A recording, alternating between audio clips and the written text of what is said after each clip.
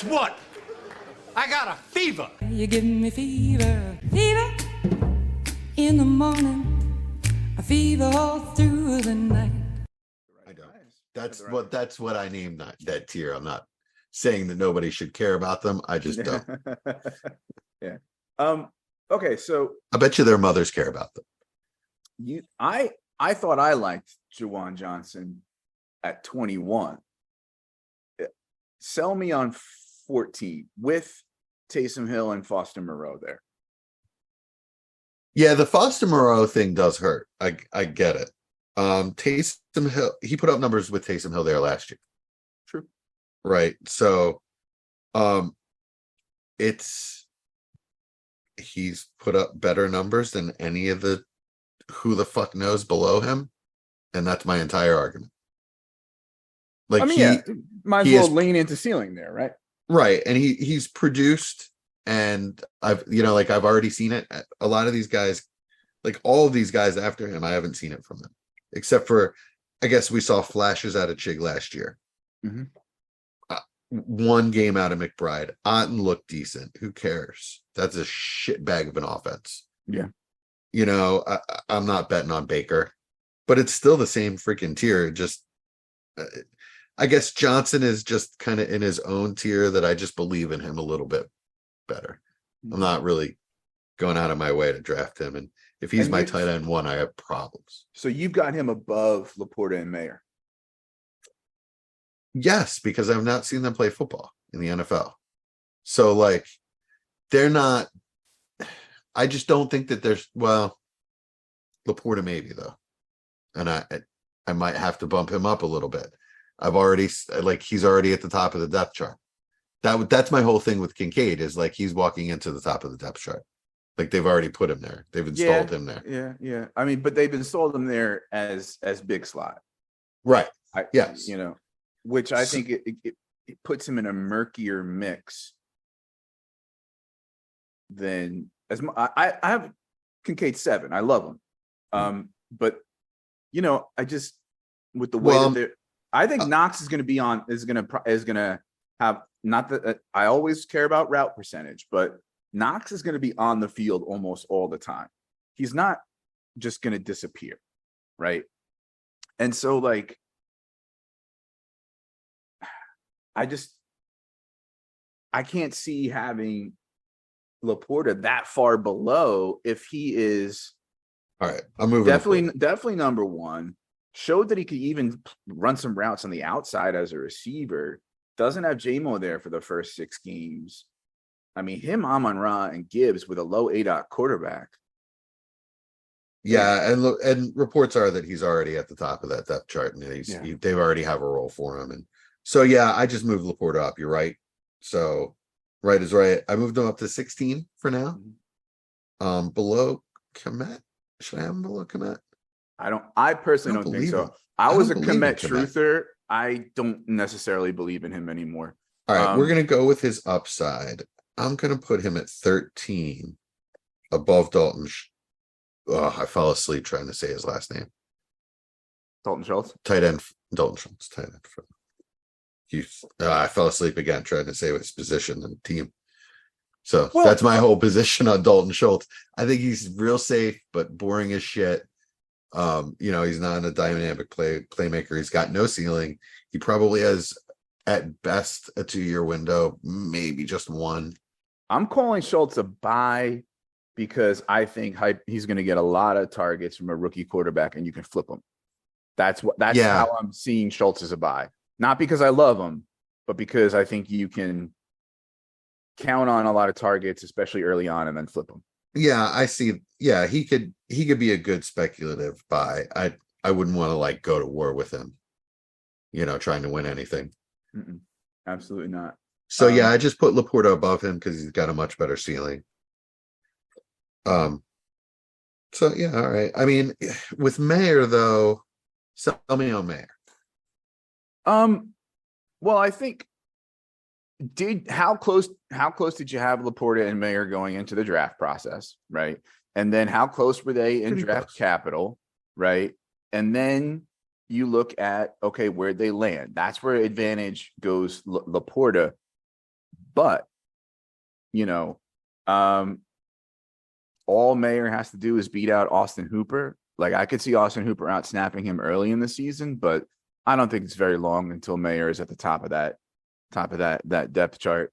And I don't know that competing for targets with Devontae Adams and Jacoby Myers is maybe Hunter Renfrow if they don't trade him is all that different from competing for targets with Gibbs and Amon-Ra. And Goff I trust more than Jimmy G, but both are pretty offensive coordinator presses buttons and uses a joystick to control them in a West Coast offense, quarterback, low ADOT. I don't know. All right. So above Mayer, I have K-Dot, who already is at the top of the depth chart and already did have a 30-40 catch season.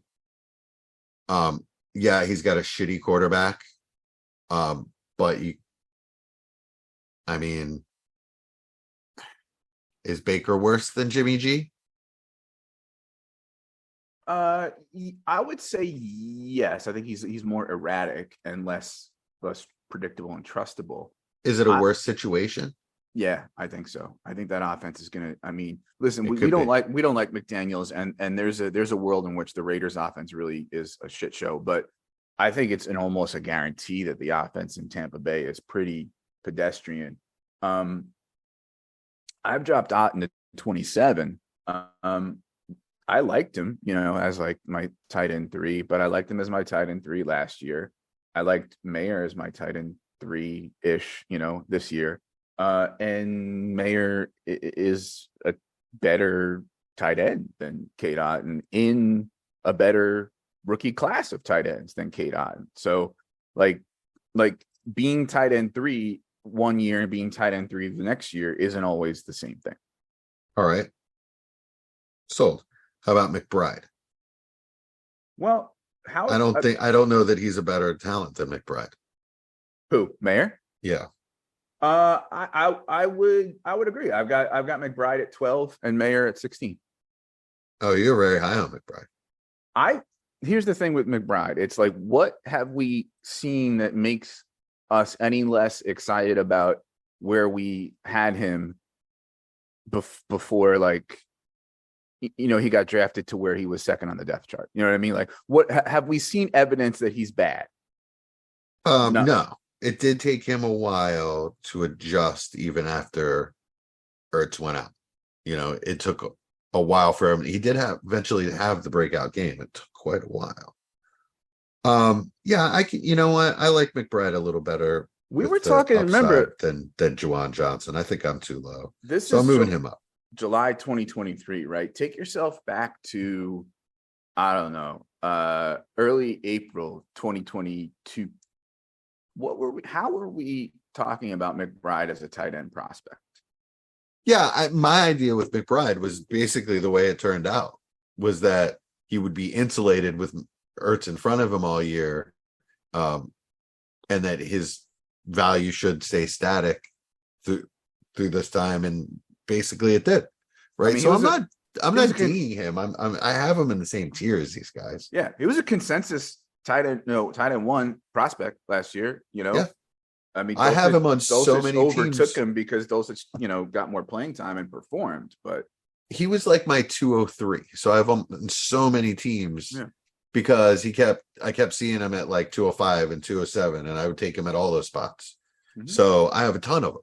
Mm-hmm. So yeah, I guess just my rankings didn't make a lot of sense. I just moved him to 15 below Schultz. Yeah, and I think that's where it starts to get gray after those first 6, 8, 9, 10 guys. It's like it gets pretty murky.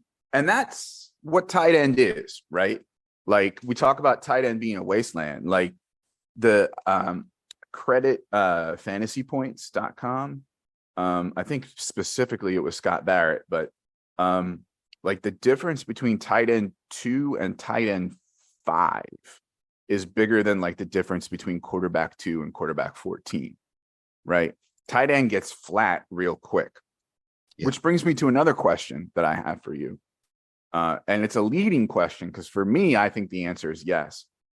After a better than expected rookie class of 2022, where guys at least flashed and we kind of feel positive about names like Dulcich, McBride, Chig, Likely, maybe Woods, Otten, right? So not Woods. I think Woods might be delayed a little bit because of like what the offense is going to look like this year. I still love the upside. But when we look at names like that, Bellinger, once Waller leaves and things like that, although they're probably going to run a lot of 12 there. Jason Ferguson, right? Like, and then I think an as good as expected 2023 class of tight ends. Is tight end going to get flatter later? In other words, is the cliff from good to wasteland going to be pushed further down in like a year or two as these last two classes of tight ends develop, and then you add in, Brock Bowers? Well, I mean, Brock Bowers is going to immediately like enter at like top 10. He's probably higher. People are going to have him at tight end 1. There's going to be crazy takes all over the place with him. There are going to be other tight ends that either age out or just like, don't really have the talent to hold their job, like maybe Dalton Schultz or Njoku. Waller's going to, like, that's by the way, the reason I'm lower on Waller than you is just age. I love the talent level.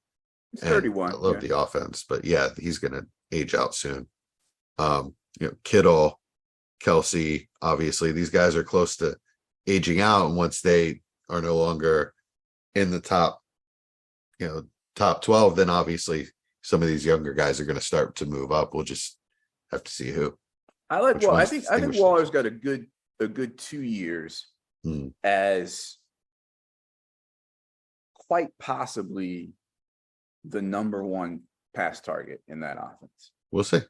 I mean, I think Wandale's going to start on the pup. Shepard's going to start on the pup. It looks like, he's going to get, I think, peppered with targets. There's not much around them in as far as wide receiver goes to pull targets away from. I mean, especially if Saquon holds out, right? Like, if Saquon holds out, their entire offense is in really a lot of trouble. Yeah.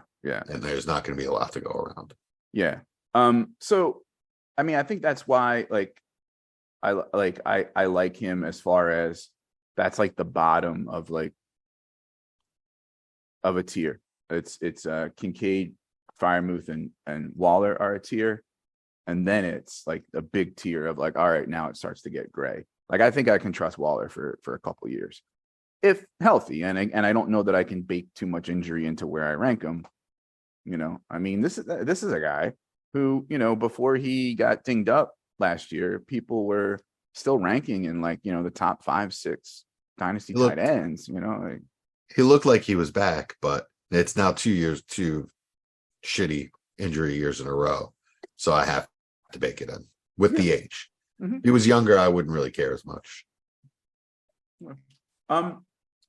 So another question for you.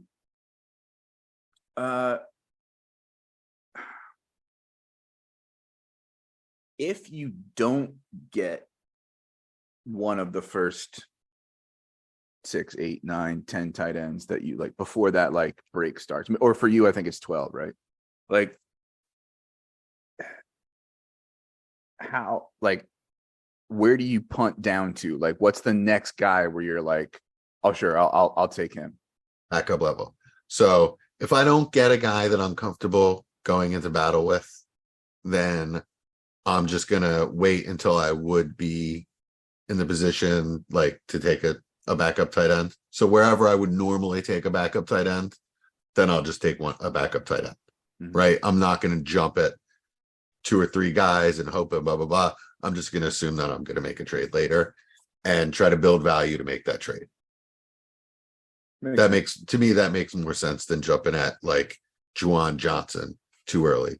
That's a classic mistake in my opinion. Okay. So tell me why you don't like Jelani Woods. We mentioned that briefly. I've got him at 20 in a tier of 18 to 25. He's in there with Likely, Knox, Jawan, Komet, Gesicki, Higbee, Everett. Mostly number one reason is because it pushes your buttons. Oh, okay, cool. But also because didn't they draft another tight end this year? Yeah, they drafted, I think, your boy Mallory. Mallory, yes, that's what it is. And they also now have like 92 tight ends on their roster. They have 92 tight ends. I like Will Mallory better. I don't think that Anthony Richardson is. I think it's going to be a high volume passing offense. In a situation where a young developing tight end like Jelani Woods needs a lot of reps. So I don't see a lot of development early on. It may be years before this guy becomes anything, if he ever does. So I'm not really, to me, it's a roster clogger. Where do you have him ranked? I don't. Okay. All right. And I also don't have Will Mallory ranked, by the way. Well, your ranks stop at like 30, right? Yes. Something like that. Okay. Yeah. Okay. Yeah. No, that's fair. Do you like Likely? I do a little. The problem is he's got a lot of competition for targets. He was drafted when there was a different offensive coordinator with a different possible vision for him. So that scares me, that he is such a specific player that needs to be used in such a specific way, or he just becomes completely irrelevant and they use him as, kind of a blocker or an H-back.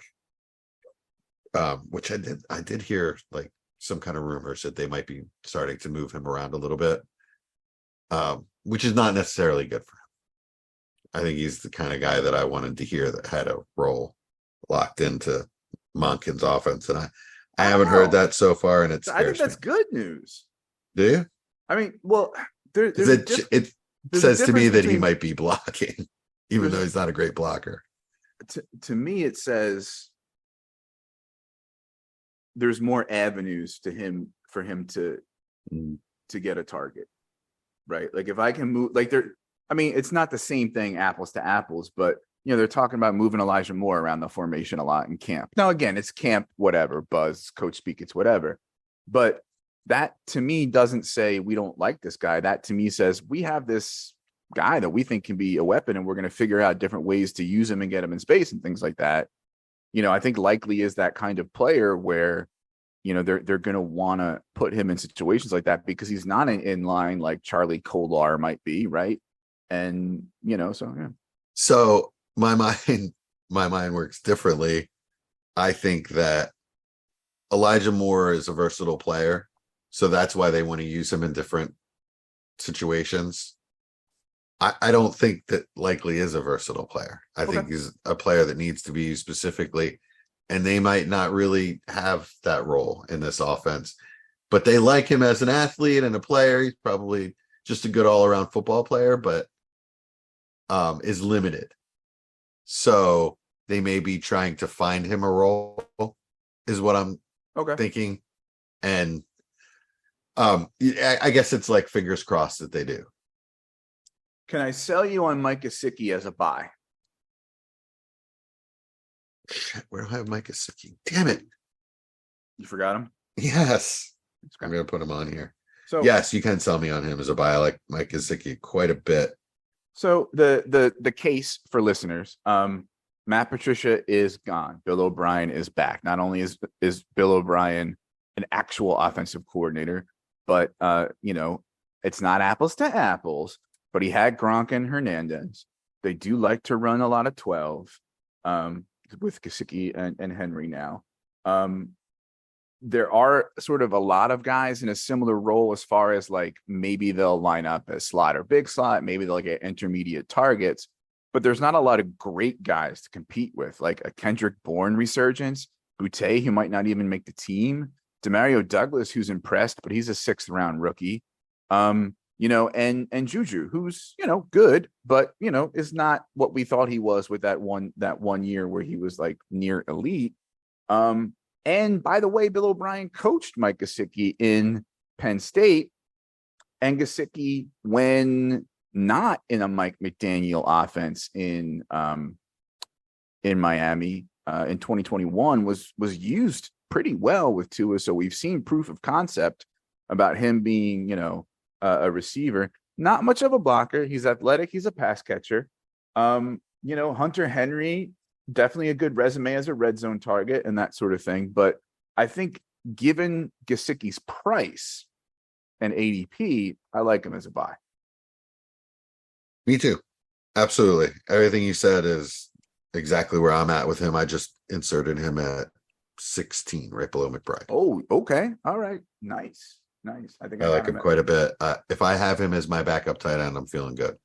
Feeling really strong. I can also, like, if it's a tight end premium league, I can use him as a flex if I need to on bye weeks and injuries and stuff. Anybody you want to talk about before I do rookie watch with you? And we're gonna play some would you rather's and things like that too. So yeah. I mean, I think we hit most of them. Do you care about Musgrave or Shoemaker at this point? All right. So rookie watch. Kincaid. Rookie watch. Yeah, I'm sorry. Go it's for okay. it. No, it's a good transition. Kincaid is ADP wise, tight end 7. Mayer's coming in at 10. Laporta coming in at 12. Right. Musgrave at 19, Schumacher at 21, and Darnell Washington at 27. I didn't add anybody else after that because it's already tight end 27.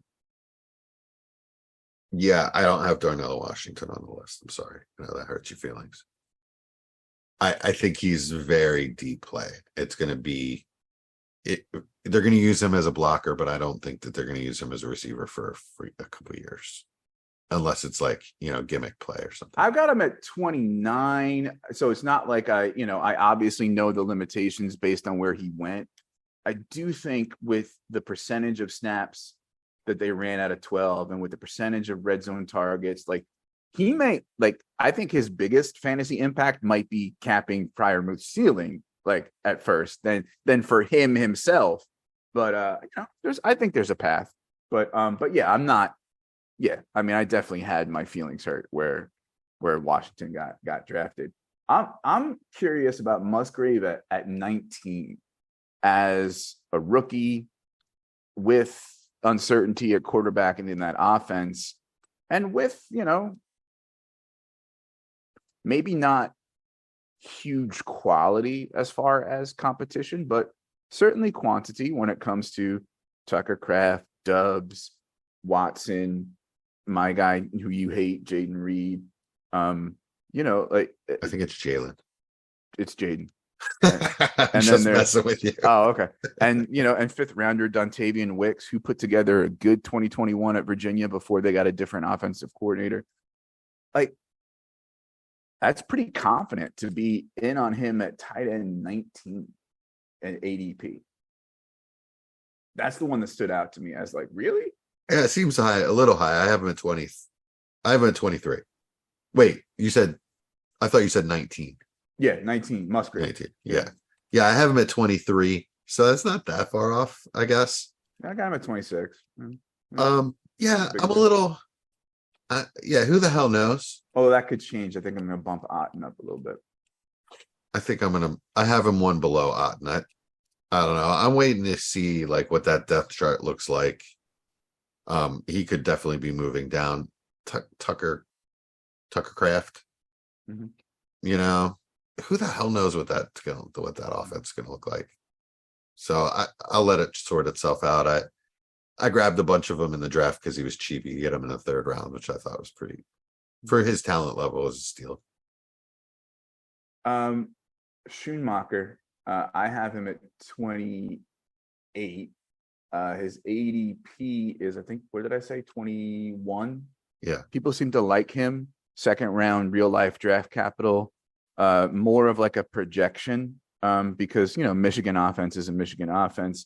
I think as much as I like Ferguson and he's flashed, and I have Ferguson ranked in the 30s, not too far behind Schumacher, it does say something that they let Schultz walk and said, we have Ferguson, we're still going to spend a 2nd round draft pick on Schumacher. Yeah, they definitely like him. and they definitely have a need for a number 2 target. I don't think that there's a clear one on that roster. I guess what, Gallup? Gallup and Cooks are like the Oh, other Cooks. two. I forgot about Brandon Cooks. Yeah.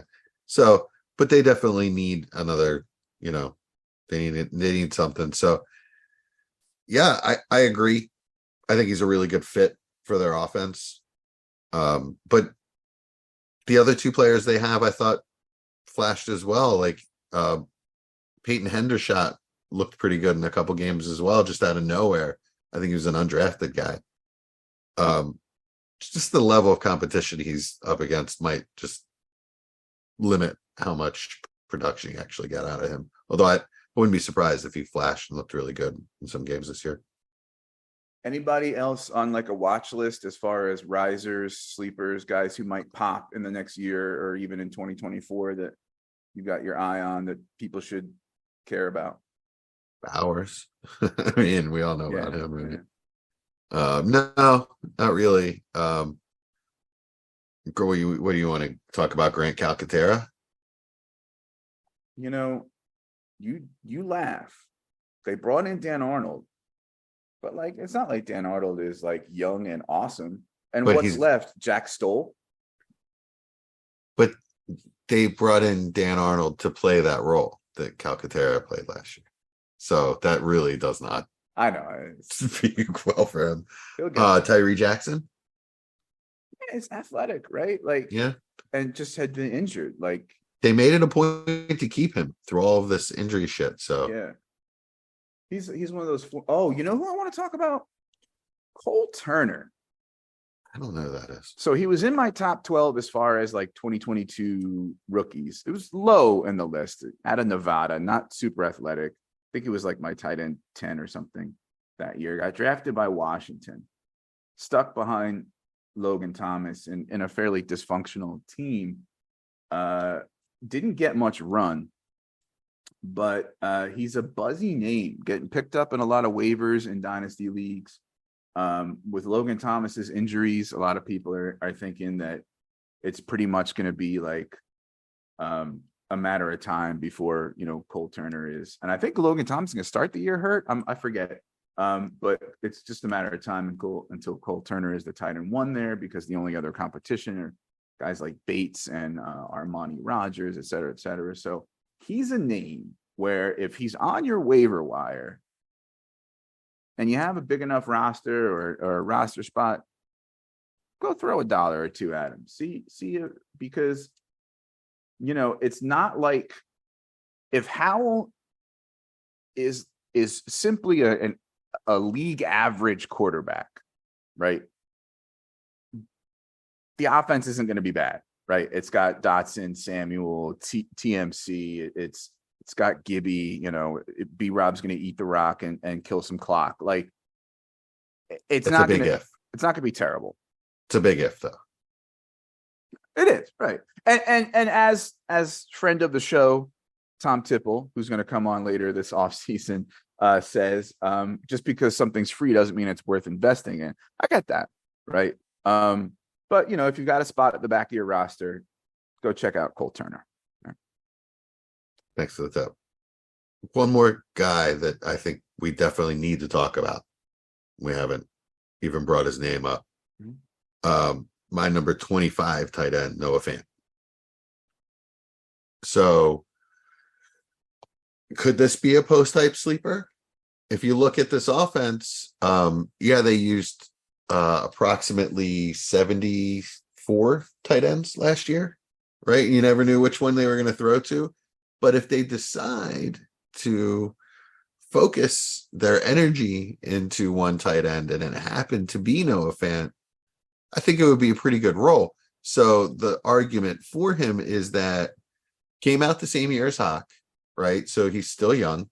We knew that he was raw when he was coming out. It was going to take time. Seattle specifically included him, and I saw a report that they named him as one of the players they wanted in that trade. And maybe was still a bit raw when he came in, has a year in the system, has timing with Geno now, could take a step forward. Yeah, I know people are kind of pinning the Seattle offense as like offenses you want a piece of this year. I've kind of always had this like anti-Fant bias. I think it's sort of a consistent underperformer. Like, what has he ever done for people to still like him kind of thing. I don't have him too much below you. I have him at 31, right?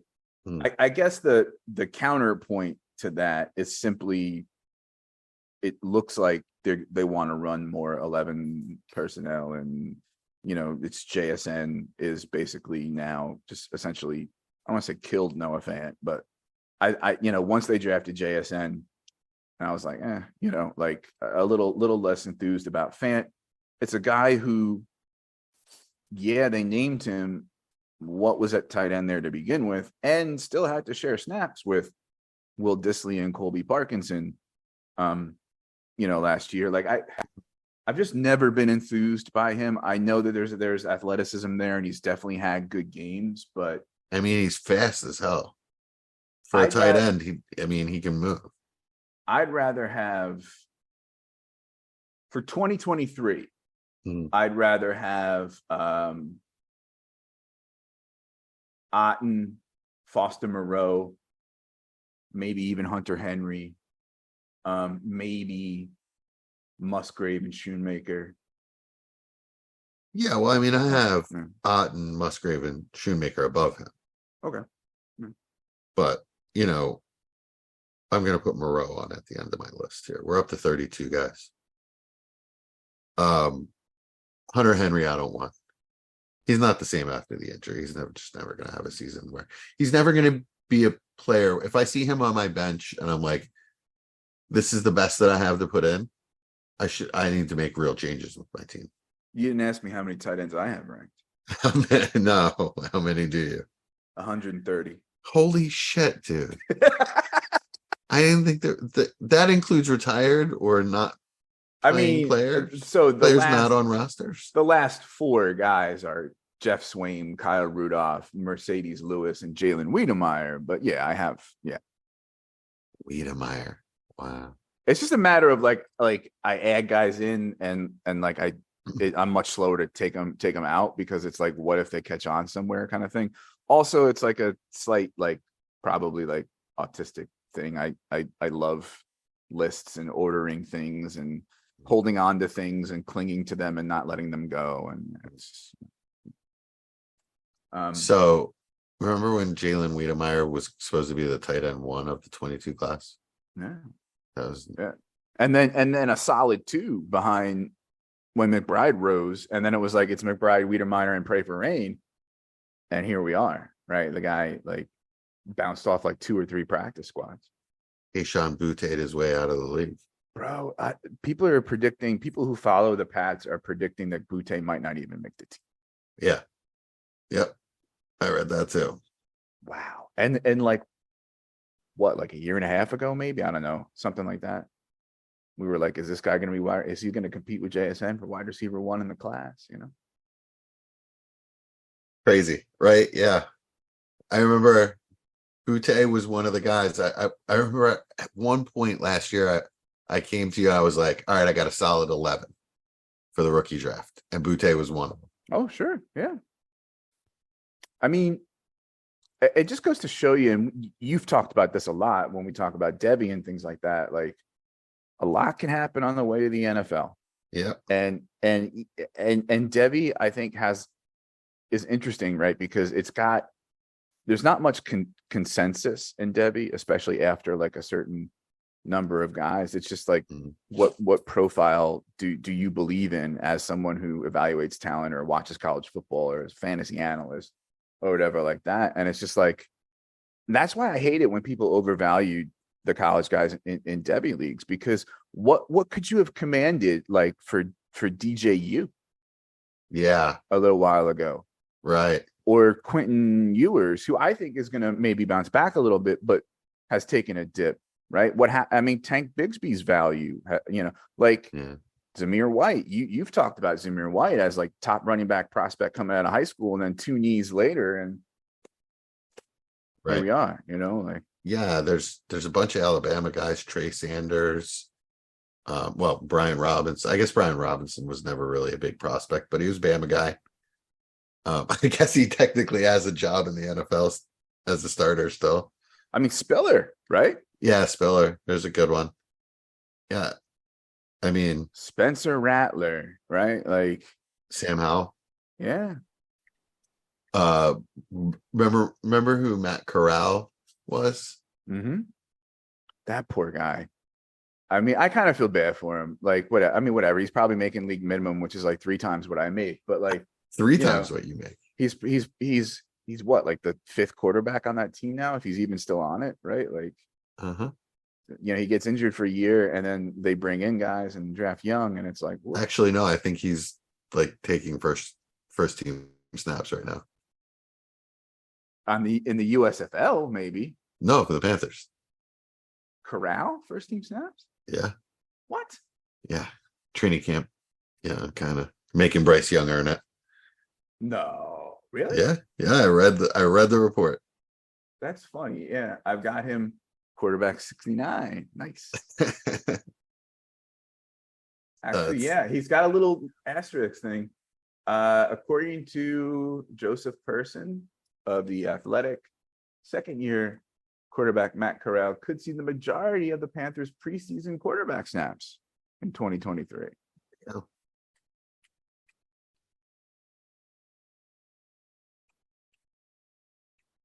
Yeah, as far as the Devy stuff goes, I just take advantage of it. Yeah. So I was just in a C2C draft last week, and I traded my, let's see, 3rd, 4th, 6th picks for JMO. That's ridiculous to me. It's a C2C draft, so it's all 2026 prospects. And you're telling me, I think it's 3, 4, 6, and 7, and then I got an 8th back. Right?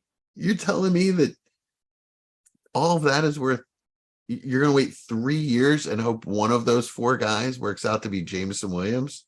Think about how much. Fuck out of here. And leaving 3, 4, 6, and 7. Think about how much people love Dante Moore or Malachi Nelson right now, right? Right. And how unpredictable quarterback is, and how long it takes to get to the NFL. Like, even the first round of the supplemental could be a complete bust in a couple of years. Those guys are such long shots. And then if they make it to be, if you're lucky, one of them will make it to be a top 3 pick in the NFL draft, then they're 50-50. Yeah. Whether they actually make it in the NFL or not. It's crazy how low their chances are right now. Any of these 26 prospects. I don't give a shit who they are. Want to play Would You Rather? Sure. All right. ADP Would You Rather with Hawk, Kittle, Goddard. We kind of already looked at this a little bit. Hawk at the 408, Kittle at the 512, Goddard at the 608.